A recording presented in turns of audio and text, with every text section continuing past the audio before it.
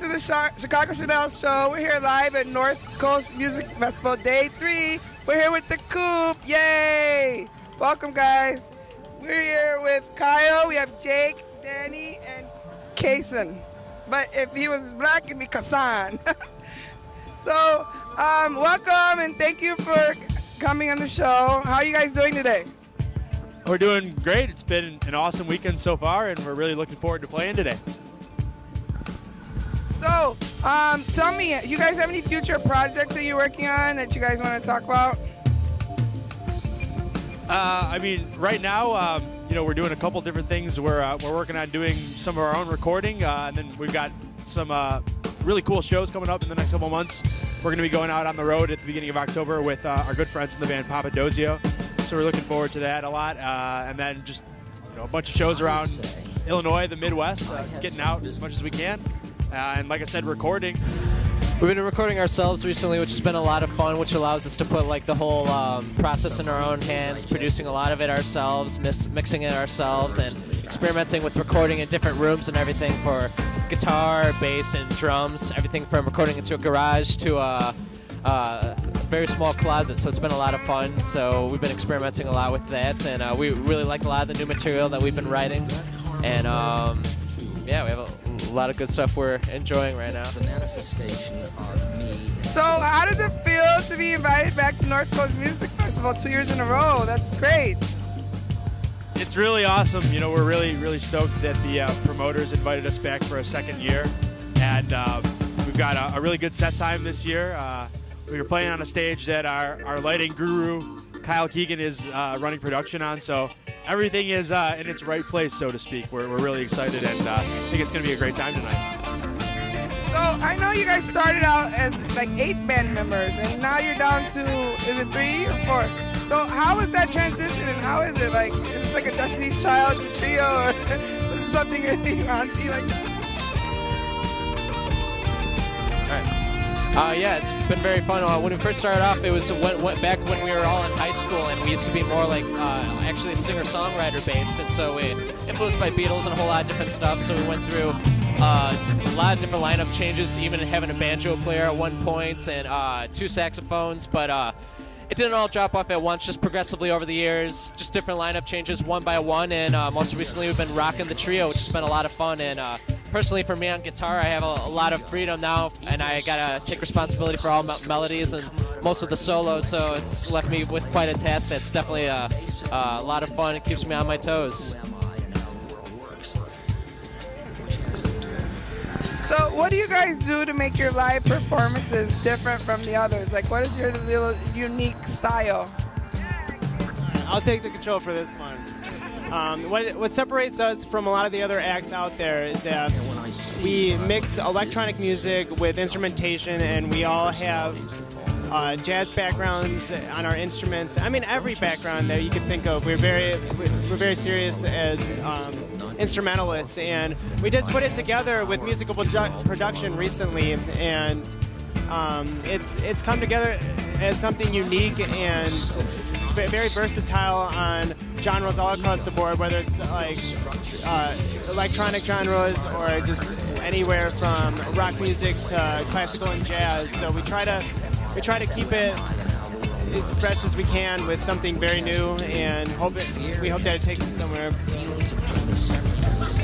Yeah, lately also with our live shows, we've been trying to kind of work our sets out more in advance and do some cool things as far as segueing between songs, transitioning, maybe even going into kind of like a tease or a cover or a remix-ish section of some kind of song, and just get the crowd into it for a second, to hear some familiar theme that they know, and they're all on board then. So that, and then also really every show, just kind of try to do something different with the production we bring out and lighting. I'd like to let Kyle take care of that a little more, because he can tell you more about that.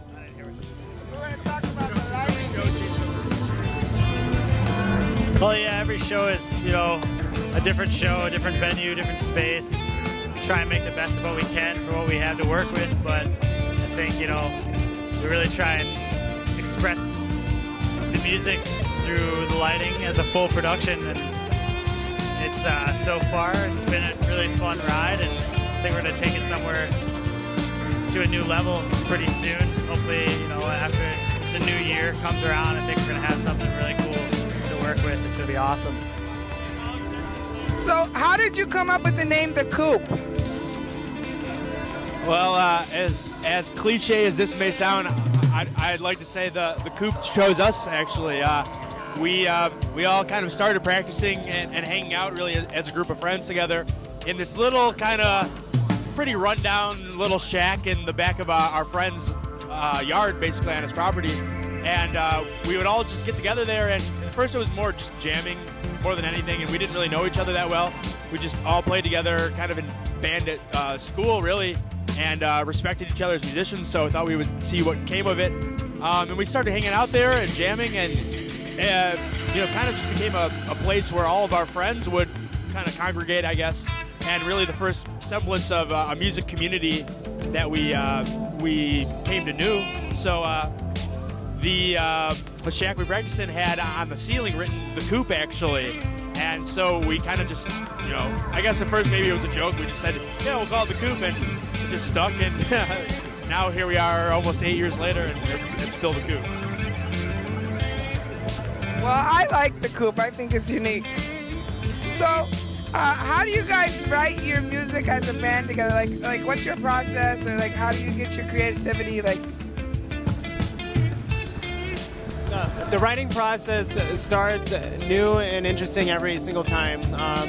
As far as myself goes, as of recently, I like to develop an idea on the bass and then make samples around it, and then present the idea to the band and have themselves apply this according to how it sounds. And everyone's kind of been doing that the same way, and it's come together as a definitive structure for it. So, yeah, any thoughts on that? Yeah, I'd say definitely, well, even probably more so recently as the trio. I mean, it's sort of fun to like sort of, we're all like very like positively critique each other's work and say maybe like the guitar part could be different here, or maybe play this drum beat here, or let's do bass. So it's become very composed recently, and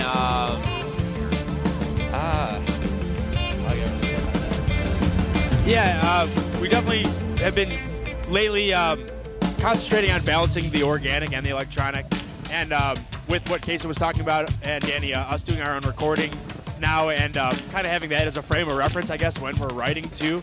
It makes it a lot easier to balance the two, so there's never too much going on, and there's a good balance of us playing along with production work and the loops that we run and such like that.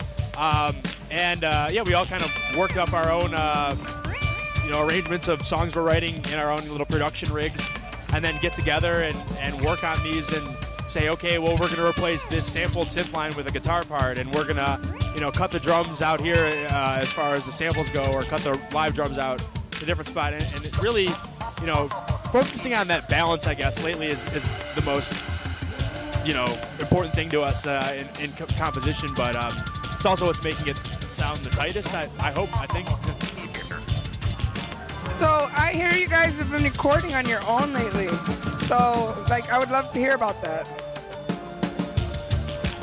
Yeah, we have invested a little bit of money into some equipment.